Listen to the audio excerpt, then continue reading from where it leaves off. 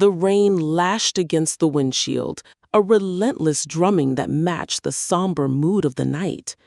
I pulled my trench coat tighter as I stepped from the car, the grand Gothic silhouette of Croft Manor looming before me. Officer David, his uniform slick with rain, met me at the imposing gates. He briefed me quickly, his voice low, confirming a high-profile death within the mansion. Reginald Croft, the eccentric collector, was gone. Inside, the air in Croft's study was thick with the scent of old paper and something metallic. Arthur Penhaligon, my partner, stood by a large mahogany desk, his sturdy frame silhouetted against the dim light. Reginald Croft was slumped forward, his head resting amidst scattered papers and a spilled inkwell. His disheveled velvet smoking jacket was a stark, crimson accent against the otherwise muted tones of the room. The scene was disturbingly still. The preliminary report from the coroner, Dr. Elizabeth Green, was puzzling. She suspected a rare, untraceable poison, an almost mythical substance. Arthur, ever pragmatic, gestured towards the victim. "No signs of a struggle," he stated, his voice a low rumble. "No injection marks either. How does one administer an untraceable poison without a trace?" His question hung heavy in the air.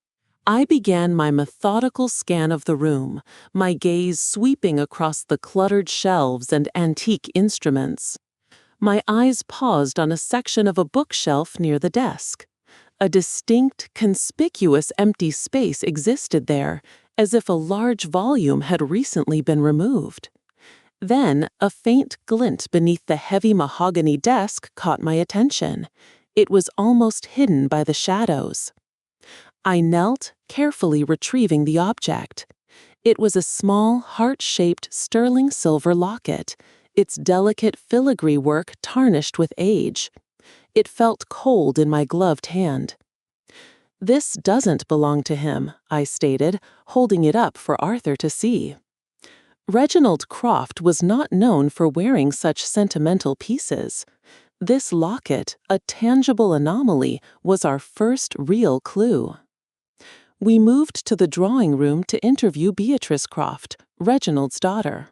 She appeared utterly devastated, her elegant composure barely concealing her profound grief. Despite her sorrow, she spoke clearly about her father's consuming obsession with alchemy. "He was trying to acquire a very valuable book," she whispered, her voice trembling. "He believed it held ancient secrets." Our next interview was with Gregory Finch, Croft's estranged business partner. He greeted us with a severe, angular face and cold, calculating eyes. Impeccably dressed, he admitted to a significant financial dispute with Reginald. His eccentric spending habits were bleeding the company dry, Finch stated, his voice devoid of emotion. I had to cut ties. Finch denied any involvement in Reginald's death, his composure unwavering. However, when I mentioned Croft's obsession with alchemy, a dismissive smirk touched his lips. "Alchemy?" he scoffed, a condescending tone in his voice. That was merely Reginald's latest folly, an expensive delusion that contributed to his ruin, hardly a motive for murder. His dismissal felt too convenient. Back at our office, the hum of the city was a distant murmur. I placed the silver locket under a magnifying glass, its tarnished surface reflecting the desk lamp's glow. I meticulously examined every detail, searching for a hidden clue. Finally, on the reverse side, almost imperceptible to the naked eye, I discovered a tiny, faint engraving. It was the delicate silhouette of a starling. Meanwhile, Arthur had been delving into Reginald Croft's extensive records. He sifted through financial documents, correspondence, and auction catalogs. His diligent research yielded a significant discovery. Croft had been obsessively searching for a legendary tome, the Alchemist's Ledger. Rumors claimed it contained formulas for undetectable poisons, a chilling echo of the coroner's report. Arthur and I stood before the empty space on the bookshelf, the void now screaming its significance. It was never about what was taken from the safe, I mused, my voice low. The ledger was used, then stolen, after the deed was done. Arthur nodded, a grim understanding dawning on his face. The killer needed its contents for the poison, then removed the evidence, he concluded. Back in my office, the silver locket lay on my desk, its tiny starling engraving a persistent riddle. I spent hours cross-referencing antique jewelry catalogs and gild marks. The unique filigree and the specific bird symbol finally led me to a name, Thorne & Sons, a prestigious silversmith operating for generations. Their reputation for custom, high-end pieces was impeccable. The Thorne & Sons establishment exuded old-world charm, its air thick with the scent of polished wood and aged metal. Mr. Davies, the current proprietor, a man with keen eyes behind wire-rimmed spectacles, immediately recognized the locket's distinctive design. He consulted a massive, leather-bound ledger, its pages yellowed with time. His finger traced a line, then he looked up, a hint of surprise in his gaze. This was a custom commission, he stated, for Miss Beatrice Croft. Confronting Beatrice Croft, her elegant composure began to fray the moment I placed the locket on the table between us. Her eyes widened, then filled with unshed tears. She confessed, her voice trembling, that she had indeed been there that night, embroiled in a furious argument with her father. "I dropped it," she choked out, "when I fled in anger after our terrible fight." Regaining a fragile composure, Beatrice quickly shifted her focus, her gaze hardening. "Gregory Finch," she insisted, her voice now laced with accusation. He was obsessed with the alchemist's ledger.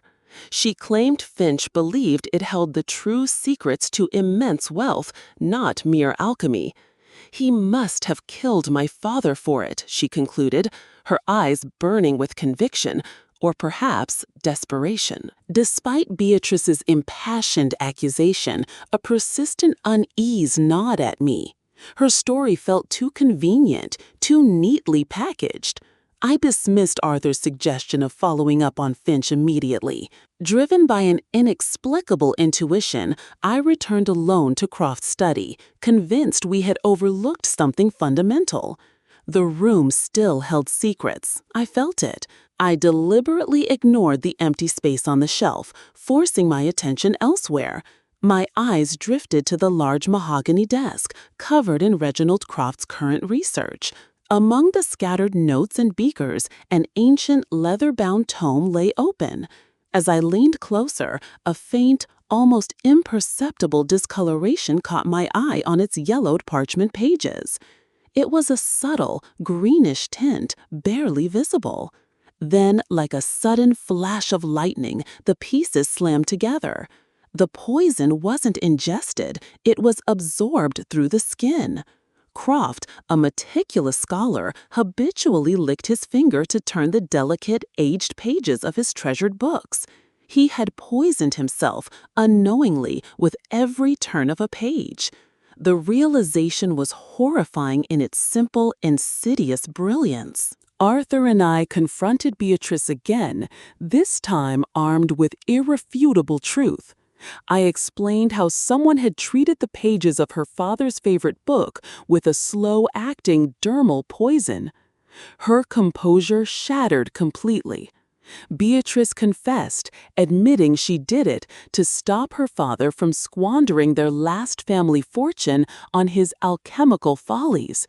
The alchemist's ledger, she revealed, was a deliberate misdirection, a clever lie to mislead us. As Beatrice Croft was led away, her once elegant form now broken, Arthur shook his head in disbelief. "Such elaborate deception," he murmured, "all to conceal a simple, tragic act. I walked to the window, gazing out at the monochromatic cityscape. The desire for a mythical object, the alchemist's ledger, had obscured a very real human crime. The case was closed, yet the lingering moral ambiguity settled like the city's perpetual mist. If you liked the video, subscribe and hit the bell to not miss the next part.